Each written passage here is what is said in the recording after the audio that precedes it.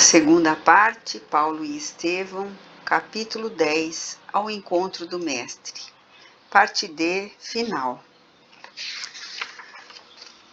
Estavam todos surpreendidos.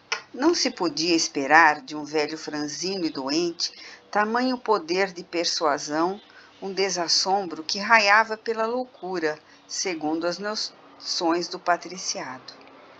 Por muito menos, velhos e probos conselheiros da corte haviam alcançado o exílio ou a sentença de morte. O filho de Agripina parecia abalado. Não mais assentava no olho a impertinente Esmeralda, à guisa de monóculo. Tinha a impressão de haver escutado sinistros vaticínios. Entregava-se automaticamente aos seus gestos característicos quando impressionado e nervoso. As advertências do apóstolo penetravam-lhe o coração. Suas palavras pareciam ecoar-lhe nos ouvidos para sempre. Tigelino percebeu a delicadeza da situação e aproximou-se. Divino! Exclamou o prefeito dos pretorianos em atitude servil, a voz quase imperceptível. Se quiserdes, o atrevido poderá morrer aqui mesmo ainda hoje. Não, redarguiu Nero comovido. Este homem é dos mais perigosos que tenho encontrado. Ninguém como ele ousou comentar a presente situação nesses termos. Vejo por detrás de sua palavra muitos vultos, talvez eminentes, que, conjugando valores, poderiam fazer-me grande mal. Concordo, disse o outro hesitante e em voz muito baixa. Assim, pois, continuou o imperador prudentemente, é preciso parecer magnânimo e sagaz. Dar-lhe-ei o perdão, por agora, recomendando que não se afaste da cidade até que se esclareça de todo a situação dos seguidores do cristianismo. Tigelino escutava com um sorriso ansioso, enquanto o filho de Agripina rematava em voz sumida. Vigiarás seus menores passos, mantê-lo-ás em custódia oculta, e quando vier a festividade da reconstrução do grande circo, aproveitaremos a oportunidade para despachá-lo a lugar distante, onde deverá desaparecer para sempre. O odioso prefeito sorriu e acentuou. Ninguém resolveria melhor um intrincado problema. Terminada a breve conversação imperceptível aos demais, Nero declarou, com enorme surpresa dos palacianos, conceder ao apelante a liberdade que pleiteava em sua primeira defesa. Mas reservava o ato de absolvição para quando se apurasse definitivamente a responsabilidade dos cristãos. Dessarte, o defensor do cristianismo poderia permanecer em Roma, à vontade, submetendo-se, contudo, ao compromisso de não se ausentar da sede do império até que seu caso pessoal fosse bastantemente esclarecido. O prefeito dos pretorianos lavrou a sentença em pergaminho. Paulo de Tarso, por sua vez, estava confortado e radiante. O caviloso monarca pareceu-lhe menos mal, digno de amizade e reconhecimento. Sentia-se possuído de grande alegria, por isso que os resultados da sua primeira defesa eram de molde a proporcionar nova esperança a seus irmãos na fé. Paulo retornou ao cárcere, ficando o administrador notificado das últimas disposições a seu respeito. Só então lhe deram liberdade. Assaz, esperançado, procurou os amigos, mas por toda a parte só encontrava desoladoras notícias. A maioria dos colaboradores mais íntimos e prestimosos havia desaparecido, presos ou mortos. Muitos haviam debandado, temerosos do extremo sacrifício. Por fim, sempre teve a satisfação de reencontrar Lucas. O piedoso médico informou-o dos acontecimentos dolorosos e trágicos que se repetiam diariamente. Ignorando que um guarda o seguia de longe para lhe situar a nova residência, Paulo, acompanhado do amigo, atingiu uma casa pobre nas proximidades da Porta Capena. Necessitando repousar e fortalecer o corpo debilitado, o velho pregador procurou 2 generosos irmãos que o receberam com imensa alegria. Trata-se de Lino e Cláudia, dedicados servidores de Jesus. O apóstolo dos gentios instalou-se no lar pobre, com a obrigação de comparecer à prisão mamertina de 3 em 3 dias, até que se aclarasse a situação de modo definitivo. Não obstante o consolo de que se sentia possuído, o venerável amigo do gentilíssimo experimentava singulares presságios. Surpreendia-se a refletir no coroamento da carreira apostólica, como se nada mais lhe restasse senão morrer por Jesus. Combatia tais pensamentos no propósito de continuar propugnando pela difusão dos ensinamentos evangélicos. Não mais pôde encaminhar-se à pregação das catacumbas, dada a prostração física, mas valia-se da colaboração afetuosa e dedicada de Lucas para as epístolas que julgava necessárias. Nessas, inclui-se a derradeira carta que escreveu a Timóteo, aproveitando 2 amigos que partiram para a Ásia. Paulo escreve esse último documento ao discípulo muito amado, tomando-se de singulares emoções que lhe enchem os olhos de lágrimas abundantes. Sua alma generosa deseja confiar ao filho de Eunice as últimas disposições, mas luta consigo mesmo de modo a não se dar por vencido. O ex-rabino, ao traçar conceitos afetuosos, sente-se qual discípulo chamado às esferas mais altas, sem poder furtar-se à condição de homem que não deseja capitular na luta.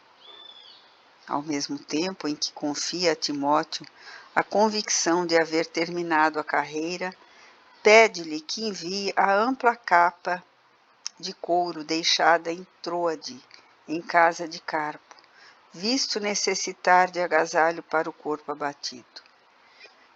Enquanto lhe envia as últimas impressões cheias de prudência e carinho, roga os seus bons ofícios para que João Marcos venha à sede do Império, a fim de auxiliá-lo no serviço apostólico.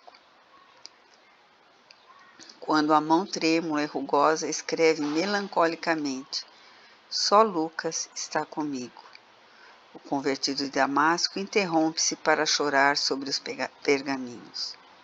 Nesse instante, porém, sente afagar-lhe a fronte como flábilo de asas que adejassem de leve. Brando conforto lhe invade o coração amoroso e intrépido. Nesse ponto da carta, recobra novo ânimo e volta a demonstrar decisão de luta, terminando com as recomendações atinentes às necessidades da vida material e dos seus labores evangélicos. Paulo de Tarso, entretanto, entrega a missiva a Lucas para expedi-la, sem conseguir disfarçar os seus lúgubres pressentimentos. Em vão, o carinhoso médico e devotado amigo procura desfazer aquelas apreensões. Debalde, Lino e Cláudia tentam distraí-lo. Embora não abandonasse os trabalhos condizentes com a nova situação, o velho apóstolo mergulhou-se em profunda meditação, das quais apenas se forrava para atender às necessidades triviais. Efetivamente, decorridas algumas semanas após a carta a Timóteo, um grupo armado visitou a residência de Lino, depois de meia-noite, na véspera das grandes festividades com que a administração pública desejava assinalar a reconstrução do grande circo. O dono da casa, a esposa e Paulo de Tarso foram presos, escapando Lucas pelo fato de pernoitar em outra parte. As 3 vítimas foram conduzidas a um cárcere do Monte Esquilino, dando provas de poderosa fé em face do martírio que começava. O apóstolo foi atirado a uma cela escura e incomunicável. Os próprios soldados se intimidavam da sua coragem. Ao despedir-se de Lino e sua mulher, enquanto essa se desfazia em lágrimas, o valoroso pregador abraçava-os, dizendo: Tenhamos coragem. Esta deve ser a última vez em que nos saudamos com os olhos materiais, mas havemos de avistar-nos no reino do Cristo. O poder tirânico de César não atinge senão o corpo miserável. Em virtude de ordem expressa de Tigelino, o prisioneiro ficou insulado de todos os companheiros. Na escuridão do cárcere, que mais se assemelhava a uma cova úmida, deu um balanço retrospectivo de todas as atividades de sua vida, entregando-se a Jesus, inteiramente confiado na sua divina misericórdia. Desejou sinceramente permanecer junto dos irmãos que, por certo, se destinavam aos espetáculos nefandos do dia imediato, esperando com eles comungar a hóstia dos martírios quando chegasse a hora extrema. Não pôde dormir, a considerar as horas transcorridas desde o momento da prisão, e concluiu que o dia do sacrifício estaria iminente. Nenhuma réstia de luz penetrava o cubículo infecto e acanhado. Percebia somente vagos rumores longínquos que lhe davam a ideia da aglomeração popular nas vias públicas. As horas passaram em expectativas que pareciam intermináveis. Depois de angustioso cansaço, conseguiu algumas horas de sono. Acordou mais tarde, já incapacitado de calcular as horas decorridas. Tinha sede e fome, mas orou com fervor, sentindo que fluíam brandas consolações para sua alma das fontes da providência invisível. No fundo, estava preocupado com a situação dos companheiros. Um guarda o informara de que enorme contingente de cristãos seriam levados ao circo e ele sofria por não ter sido chamado a perecer com os irmãos na arena do martírio, por amor a Jesus. Mergulhado nessas reflexões, não tardou a sentir que alguém abria cautelosamente a porta da enxovia. Conduzido ao exterior, o ex-rabino defrontou 6 homens armados que o aguardavam, junto de um veículo de regulares proporções. Ao longe, no horizonte, pontilhados de estrelas, delineavam-se os tons maravilhosos da madrugada próxima. O apóstolo, silencioso, obedeceu à escolta. Ataram-lhe as mãos calejadas brutalmente com grosseiras cordas. Um vigilante noturno, visivelmente embriagado, aproximou-se e escarrou-lhe na face. O ex-rabino recordou os sofrimentos de Jesus e recebeu o insulto, sem revelar o mínimo gesto de amor próprio ofendido. Mais uma ordem tomou lugar no veículo, junto dos 6 homens armados que o observavam, admirados de tanta serenidade e coragem. Os cavalos trotaram lépidos, como se quisessem atenuar a friagem úmida da manhã. Chegados aos cemitérios que se enfileiravam ao longo da Via Ápia, as sombras noturnas se desfaziam quase completamente, auspiciando um dia de sol radioso. O militar que chefiava a escolta mandou parar o carro e, fazendo descer o prisioneiro, disse-lhe hesitante: O prefeito dos pretorianos, por sentença de César, ordenou que fossem sacrificados no dia imediato ao da morte dos cristãos votados às comemorações do circo realizadas ontem. Deveis saber, portanto, que estáis vivendo os últimos minutos. Calmo, olhos brilhantes e mãos amarradas, Paulo de Tarso, mudo até então, exclamou, surpreendendo os verdugos com sua majestosa serenidade: ciente da tarefa criminosa que vos incumbe desempenhar, os discípulos de Jesus não temem os algozes que só lhes podem aniquilar o corpo. Não julgueis que vossa espada possa eliminar-me a vida, de vez que, vivendo esses fugazes minutos em corpo carnal, isso significa que vou penetrar sem mais demora nos tabernáculos da vida eterna com o meu Senhor Jesus. O mesmo vos tomará contas, tanto quanto a Nero e Tigelino. A patrulha sinistra estarrecia de assombro. Aquela energia moral, no momento supremo, era de molde a abalar os mais fortes. Percebendo a surpresa geral e cioso do seu mandato, o chefe da escolta tomou a iniciativa do sacrifício. Os demais companheiros pareciam desorientados, nervosos, trêmulos. O inflexível preposto de Tigelino, porém, ordenou ao prisioneiro que desse 20 passos à frente. Paulo de Tarso caminhou serenamente, embora no íntimo se recomendasse a Jesus, compreendendo a necessidade de amparo espiritual para o testemunho supremo.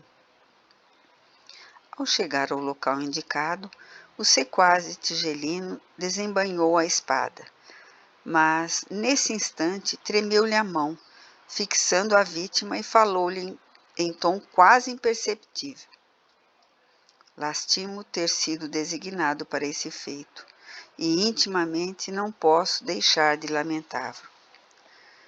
Paulo de Tarso, erguendo a fronte quanto lhe era possível, respondeu sem hesitar: não sou digno de lástima. Tende antes compaixão de vós mesmo, porque morro cumprindo deveres sagrados em função de vida eterna, enquanto que vós ainda não podeis fugir das obrigações grosseiras da vida transitória. Chorai por vós, sim, porque eu partirei buscando o Senhor da paz e da verdade, que dá vida ao mundo, ao passo que vós, terminada a vossa tarefa de sangue, tereis de voltar à hedionda convivência dos mandantes de crimes tenebrosos da vossa época. O algoz continuava a fitá-lo com assombro, e Paulo, notando a tremura com que ele empunhava a espada, concitou resoluto: não tremais, cumpre vosso dever até o fim. Um golpe violento fendeu-lhe a garganta, seccionando quase inteiramente a velha cabeça que se nevara aos sofrimentos do mundo. Paulo de Tarso caiu redondamente, sem articular uma palavra. O corpo, ao quebrado, embolou-se no solo como um despojo horrendo e inútil. O sangue jorrava em golfões nas últimas contrações da agonia rápida, enquanto a expedição regressava penosamente muda dentro da luz matinal e triunfante. O valoroso discípulo do Evangelho sentia angústias das derradeiras repercussões físicas, mas aos poucos experimentava uma sensação branda de alívio reparador. Mãos carinhosas e solícitas pareciam tocá-lo de leve, como se arrancassem, tão só neste contato divino, as terríveis impressões dos seus amarguros padecimentos. Tomado de surpresa, verificou que o transportavam a local distante e pensou que amigos generosos desejavam assisti-lo em lugar mais conveniente, para que não lhe faltasse a doce consolação da morte tranquila. Depois de alguns minutos, as dores haviam desaparecido por completo.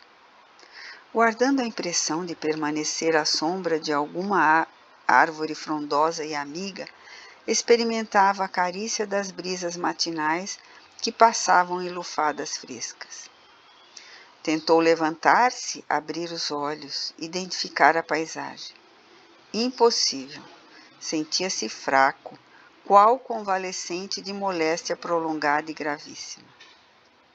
Reuniu as energias mentais como lhe foi possível e orou, suplicando a Jesus permitisse o esclarecimento de sua alma naquela nova situação.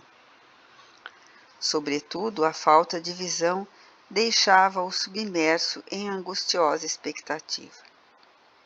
Recordou os dias de Damasco, quando a cegueira lhe invadira os olhos de pecador, ofuscados pela gloriosa do Mestre. Lembrou o carinho fraternal de Ananias e chorou ao influxo daquelas singulares reminiscências. Depois de grande esforço, conseguiu levantar-se e refletiu que o homem precisava servir a Deus, ainda que tateasse em densas trevas. Foi aí que ouviu passos de alguém que se aproximava de leve. Ocorreu-lhe subitamente o dia inesquecível em que fora visitado pelo emissário do Cristo na pensão de Judas. Quem sois? Perguntou, como fizera outrora naquele lance inovidável. Irmão Paulo, começou a dizer o recém-chegado. O apóstolo dos gentios, porém, identificando aquela voz bem amada, interrompeu-lhe a palavra, bradando com júbilo inexprimível. Ananias! Ananias! E caiu de joelhos em pranto convulsivo. Sim, sou eu, disse a veneranda entidade, pousando a mão luminosa na sua fronte. Um dia Jesus mandou que te restituísse a visão, para que pudesse conhecer o caminho áspero dos seus discípulos. E hoje, Paulo, concedeu-me a dita de abrir-te os olhos para a contemplação da vida eterna. Levanta-te, já venceste os últimos inimigos, alcançaste a coroa da vida, atingistes novos planos da redenção. O apóstolo levantou-se, afogado em lágrimas de jubilosa gratidão, enquanto Ananias, pousando a destra nos seus olhos apagados, exclamou com carinho. Vê, novamente em nome de Jesus, desde a revelação de Damasco, dedicaste os olhos ao serviço do Cristo. Contempla agora as belezas da vida eterna, para que possamos partir ao encontro do Mestre amado. Então, o devotado trabalhador do Evangelho reconheceu as maravilhas que Deus reserva aos seus cooperadores no mundo cheio de sombras. Tomado de espanto, identificou a paisagem que o rodeava. Não longe estavam as catacumbas da Via Ápia. Misteriosas forças o haviam afastado do quadro triste em que se decompunham os despojos sangrentos. Sentiu-se jovem e feliz. Compreendia agora a grandeza do corpo espiritual no ambiente estranho aos organismos da terra. Suas mãos estavam sem rugas, a epiderme sem cicatrizes. Tinha a impressão de haver sorvido um misterioso eligir de juventude. Uma túnica de alvura resplandecente envolvia-o em graciosas ondulações. Mal despertava do seu deslumbramento quando alguém lhe bateu levemente no ombro. Era Gamaliel, que lhe trazia um ósculo fraternal. Paulo de Tarso sentiu-se o mais ditoso dos seres.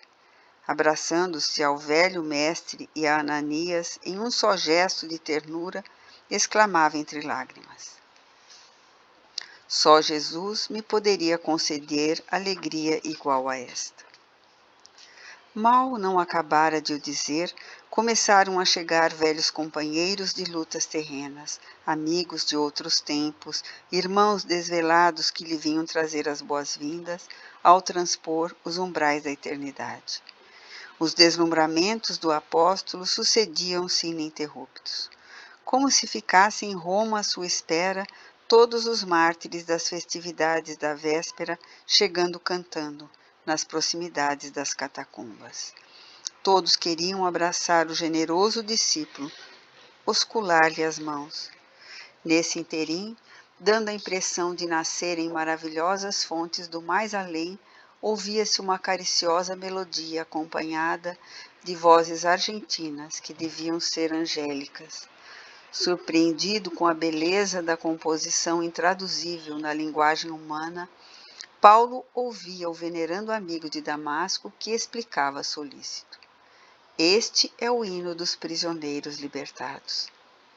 Observando-lhe a intensa comoção, Ananias perguntou qual o seu primeiro desejo na esfera dos redimidos.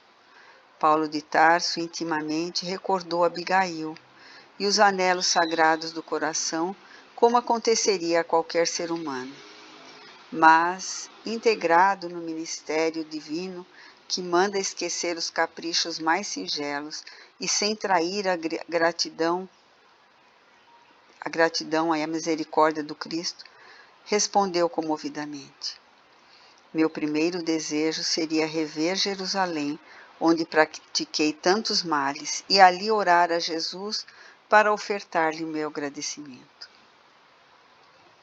Tão depressa o disse, e a luminosa assembleia se punha em movimento.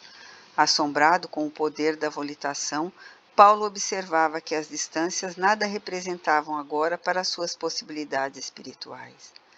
De mais alto, continuava fluindo harmonias de sublimada beleza. Eram hinos que exaltavam a ventura dos trabalhadores triunfantes e a misericórdia das bênçãos do Todo-Poderoso. Paulo desejava imprimir a divina excursão ao sabor de suas reminiscências. Para esse fim, o grupo seguiu o longo da Via Ápia até Arícia, de onde se desviou em direção a Pozzuoli, em cuja igreja se deteve em preces por alguns minutos de ventura inigualável. Daí a caravana espiritual demandou a ilha de Malta, transportando-se em seguida para Peloponeso, onde Paulo se extasiou na contemplação de Corinto, dando curso a recordações carinhosas e doces. Inflamados de entusiasmo fraternal, os componentes de caravana acompanhavam o valoroso discípulo no caminho das sagradas lembranças que lhe vibravam no coração. Atenas, Tessalônica, Filipos, Neápolis, Troade e Éfeso foram pontos nos quais o apóstolo estacionara demoradamente, orando com lágrimas de gratidão ao Altíssimo. Atravessadas as zonas da Panfilha e da Cilícia, entraram na Palestina, tomados de júbilo e sagrado respeito. Em todos os caminhos incorporavam-se emissários e trabalhadores do Cristo. Paulo não conseguia avaliar a alegria da chegada a Jerusalém sob o prodigioso azul do crepúsculo. Obedecendo ao alvitre de Ananias, reuniram-se no cimo do Calvário e ali cantaram hinos de esperança e de luz. Lembrando os erros do passado amarguroso, Paulo de Tarso ajoelhou-se e elevou a Jesus fervorosa súplica. Os companheiros remidos recolhiam-se em êxtase, enquanto ele, transfigurado em pranto, procurava exprimir a mensagem de gratidão ao Divino Mestre. Desenhou-se então na tela do infinito um quadro de beleza singular. Como se houvesse rasgado a imensurável umbela azul, surgiu na amplidão do espaço uma senda luminosa e 3 vultos que se aproximavam radiantes. O mestre estava no centro, conservando Estevão à direita e Abigail ao lado do coração. Deslumbrado, arrebatado, o apóstolo apenas pôde estender os braços, porque a voz lhe fugia no auge da comoção. Lágrimas abundantes perolavam-lhe o rosto, também transfigurado. Abigail e Estevão adiantaram-se.